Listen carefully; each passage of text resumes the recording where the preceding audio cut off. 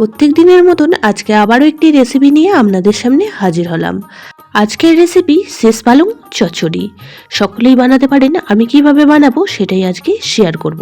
নমস্কার বন্ধুরা, মাই কিচেন মাই ব্লগে সবাইকে আবারও একবার স্বাগত। তো শীষ পালং বানানোর জন্য এখানে আমি বেশ কিছুটা পরিমাণ পালং শাক নিয়ে নিয়েছি, আর আজকে চচ্চড়ির মধ্যে আমি ব্যবহার করব আলু আর বেগুন। তো সমস্ত কিছু কেটে নিয়ে একবারে চলে যাচ্ছি রেসিপিতে।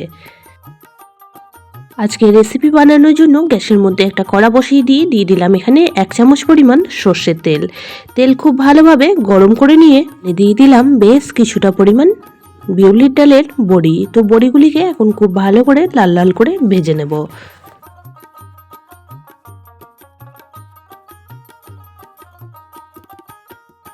বড়ি লাল করে ভেজে নিয়ে একটা পাত্রে তুলে রাখবো। কড়ার মধ্যে বাকি যে তেলটুকুনি রয়েছে তার মধ্যেই বাকি রান্নাটুকুনি করে নেব। ফোড়ন হিসাবে দিয়ে দিলাম এখানে 2টো শুকনো লঙ্কা আর 1/2 চামচ পরিমাণ 5 ফোড়ন। ফোড়নটিকে বেশ কিছুক্ষণ সময় নিয়ে ভেজে নিয়েছি। ফোড়ন থেকে একটা মিষ্টি গন্ধ আসলে এখানে আমি দিয়ে দেব কেটে রাখা আলু আর বেগুন। আজকে চচ্চড়িটা আমি আলু আর বেগুন দিয়ে বানাচ্ছি, আপনারা চাইলে আরও কিছু সবজি অ্যাড করেও বানিয়ে নিতে পারেন, তাতে করেও কিন্তু চচ্চড়ি খেতে খুবই ভালো লাগে। আলু আর বেগুন দুটো উপকরণকেই তেলের মধ্যে বেশ কিছুক্ষণ নাড়াচাড়া করে ভেজে নেব। এখন ঢাকা চাপা দিয়ে রান্নাটি করে নেব 2 থেকে 3 মিনিট সময় নিয়ে। 3 মিনিট পর ফিরে আসলাম, আর এখন দেখেই বোঝা যাচ্ছে বেগুনগুলি একদমই নরম হয়ে গিয়েছে। এই পর্যায়ে আমি অ্যাড করে দিলাম 1/2 চামচ গ্রেট করা আদা। তো আদার পরিমাণটা খুব বেশি দেওয়ার প্রয়োজন নেই, একদমই সামান্য পরিমাণ আদা একটু গ্রেট করে দিয়ে দিলাম। তো সমস্ত উপকরণের সঙ্গে আদাটা এখন বেশ নাড়াচাড়া করে ভেজে নেব।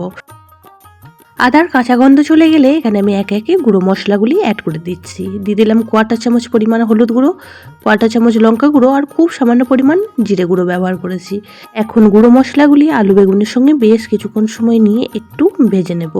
আর ভাজা হয়ে গেলে এখন কেটে রাখা শাকগুলি অ্যাড করে দিচ্ছি।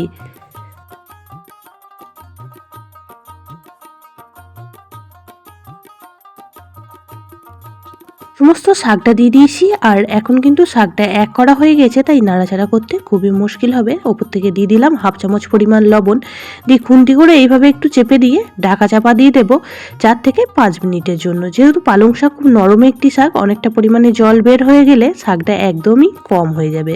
ওদিকে শাকটা সিদ্ধ হতে হতে এই রেসিপির জন্য এখন একটি মশলা রেডি করে নিচ্ছি। দিয়ে দিলাম 1/2 চামচ সাদা সর্ষে, তার সাথে 1/2 চামচ কালো সর্ষে, আর দিয়ে দেবো 3টে কাঁচা লঙ্কা। সামান্য একটু জল দিয়ে একটা মিহি পেস্ট রেডি করে নেব। 4 থেকে 5 মিনিট পর ফিরে আসলাম, আর দেখুন শাকটা একদমই কম হয়ে গিয়েছে। এখন কিন্তু নাড়াচাড়া করতে একটুও অসুবিধা হবে না, তাই খুন্তি করে সমস্ত উপকরণ খুব ভালো করে মিশিয়ে নিচ্ছি। পুরনো বন্ধুরা সবসময় পাশে থেকে এতটা সাপোর্ট করার জন্য অনেক অনেক ভালোবাসা। নতুন বন্ধুরা যারা চ্যানেলে ভিজিট করছেন, চ্যানেলটি এখনও পর্যন্ত সাবস্ক্রাইব করেনি, তাদের কাছে অনুরোধ রইল চ্যানেলটি সাবস্ক্রাইব করে পাশের বেল আইকনটি অল করে দেবেন। তাহলে আমি যখনই কোনো ভিডিও দেব নোটিফিকেশন সবার আগে আপনাদের কাছে পৌঁছে যাবে। পর্যায়ে আমি অ্যাড করেছি ছোটো বাটির 1 বাটি মটরশুঁটি। আপনাদের পছন্দ হলে মটরশুঁটিটা অ্যাড করবেন, আর না হলে বাদ দিতে পারেন। এইভাবেই ঢাকা চাপা দিয়ে শাকটা সিদ্ধ হওয়া পর্যন্ত রান্নাটা করে নিয়েছি। তো এই পর্যায়ে আলু শাক সমস্ত কিছুই খুব সুন্দরভাবে সিদ্ধ হয়ে গেছে। এখন আমি যে সর্ষে কাঁচা লঙ্কার পেস্টটা রেডি করে রেখেছিলাম সেই পেস্টটাই দিয়ে দিচ্ছি। জারটা ধুয়ে কিছুটা পরিমাণ জলও এই পর্যায়ে অ্যাড করে দিচ্ছি। তো সর্ষে বাটাটা দিয়ে এখন শাকটার সঙ্গে খুব ভালো করে নাড়াচাড়া করে মিশিয়ে নেব। খুবই সহজ সিম্পল রেসিপি একটি আপনাদের সঙ্গে শেয়ার করছি, সবাই বানাতে পারেন, তবে আমি কিভাবে বানিয়ে থাকি সেটাই শেয়ার করলাম। আর গরম গরম ভাতের সাথে এই রেসিপিটি খেতে কিন্তু দুর্দান্ত লাগে। মশলাটা দিয়ে খুব সুন্দর করে মিশিয়ে নিয়ে এখানে অ্যাড করে দিয়েছি 1/2 চামচ চিনি, আর তার সাথে দিয়ে দিলাম ভেজে রাখা বড়িগুলি। খুব ভালো করে আবারও নাড়াচাড়া করে মিশিয়ে নিয়েছি। আর অবশ্যই করে একটু চিনি অ্যাড করবেন, কারণ চচ্চড়িতে একটু মিষ্টি মিষ্টি হলে খেতে বেশি ভালো লাগে। এই পর্যায়ে দেখেই বোঝা যাচ্ছে আলু বেগুন শাক খুব সুন্দরভাবে মিশে গিয়েছে, একদমই রেসিপিটি মাখা মাখা হয়ে গিয়েছে। শাকের ডাঁটগুলিও খুব সুন্দরভাবে সিদ্ধ হয়ে গিয়েছে। একটা আপনাদের দেখিয়েও দিচ্ছি যে কত সুন্দরভাবে সিদ্ধ হয়ে গিয়েছে। তো রেসিপিটিও আমাদের প্রায় রেডি হয়ে এসেছে। তো আরও 2 মিনিট সময় নিয়ে একটু নাড়াচাড়া করে এইভাবেই মিশিয়ে নেব। আর মিশিয়ে নিলেই একদমই রেডি গরম গরম ভাতের সাথে পরিবেশন করার জন্য। খুব সহজ পদ্ধতিতেই তৈরি হয়ে যায় এরকম একটি রেসিপি। অবশ্যই করে একদিন এইভাবে বানিয়ে ফেলুন। গরম গরম ভাতের সাথে খেতে জাস্ট অসাধারণ লাগে। আর আজকের রেসিপিটি আপনাদের কেমন লাগলো অবশ্যই কমেন্ট বক্সে জানাতে ভুলবেন না।